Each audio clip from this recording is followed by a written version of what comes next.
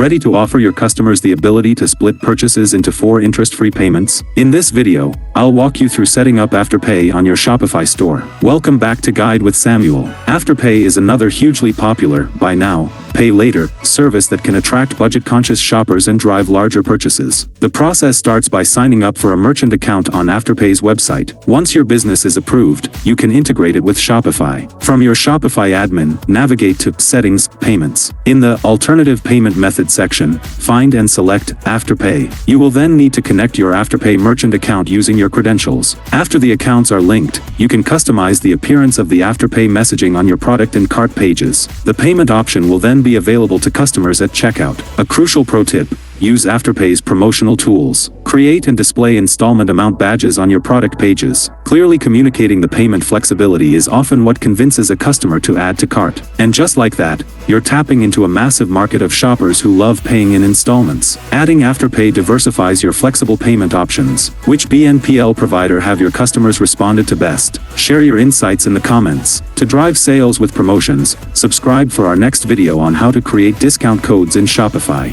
Thanks for watching.